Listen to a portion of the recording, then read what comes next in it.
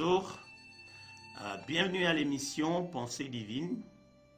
Ce jour, nous voulons répondre à la question comment entretenir la communication dans le couple. Comment entretenir la communication dans le couple. Permettez-moi de lire avec vous ce texte de Proverbes chapitre 24, verset 3. Il est écrit: c'est par la sagesse qu'une maison s'élève, et par l'intelligence qu'elle s'affermit. C'est par la sagesse qu'une maison s'élève, et par l'intelligence qu'elle s'affermit. Voyez-vous, la sagesse, c'est la capacité que nous avons de faire le choix entre ce qui est bon et ce qui est mauvais. La sagesse, c'est la capacité de distinction entre le mal et le bien. La sagesse est le moyen que Dieu nous donne pour faire la différence dans la diversité et surtout pour faire le bon choix.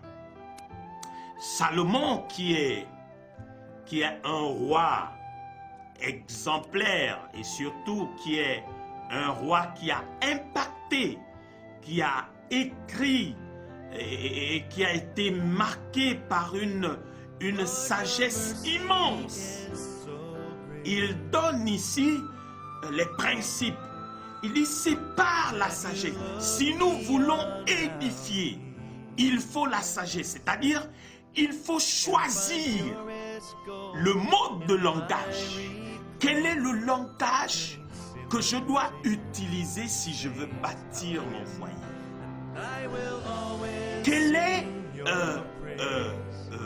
Quels sont les amis que je dois fréquenter si je veux bâtir mon foyer?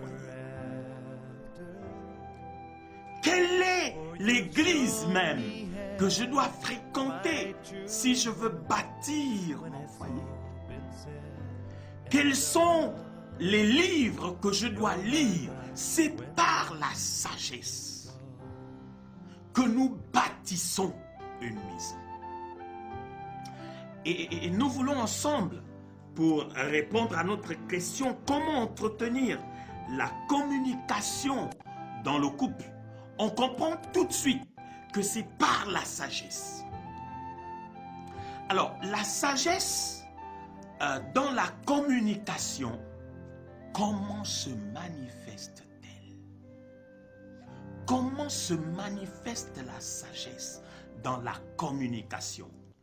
Premièrement, sachons que la sagesse dans la communication se manifeste par l'écoute.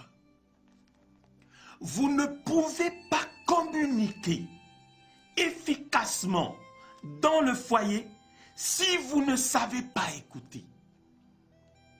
Vous ne pouvez pas être un bon communicateur si vous ne savez pas écouter.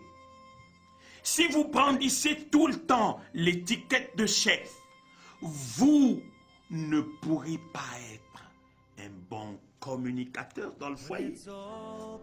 C'est le premier pilier d'une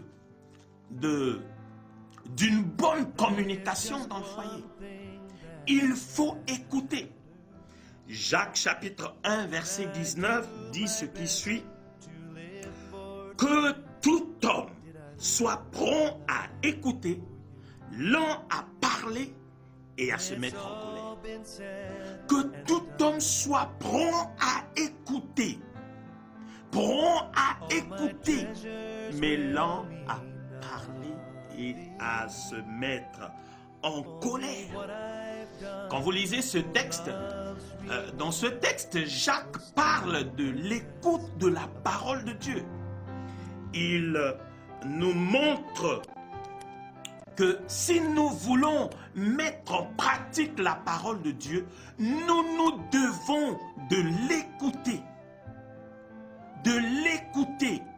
Celui qui écoute se fortifie. L'écoute n'est pas une faiblesse.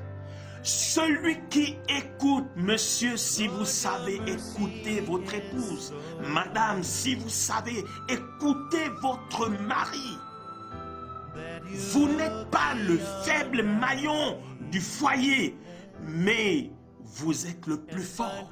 Parce que l'écoute, c'est l'élan que nous prenons pour mieux parler. L'écoute, c'est ce qui nous permet de mieux nous exprimer. L'écoute n'est en aucun cas une faiblesse. Nous devons écouter si nous voulons avoir un foyer qui est efficace dans la communication. Si nous voulons avoir un foyer qui est stable, qui a une communication limpide et stable. Proverbe chapitre 1 verset 5 dit que le sage écoute et il augmentera son savoir. Que le sage écoute et il augmentera. Je vous l'ai dit, l'écoute n'est pas une faiblesse. Proverbe ici dit celui qui écoute augmente. Le sage écoute et il augmente. On a toujours pensé que celui qui écoute, c'est le plus petit. Celui qui écoute, c'est l'esclave. Celui qui écoute, c'est le serviteur. Mais la Bible dit que le sage écoute. Et la conséquence de son écoute, c'est qu'il augmentera, il grandira, il évoluera. Alléluia. Que le sage écoute.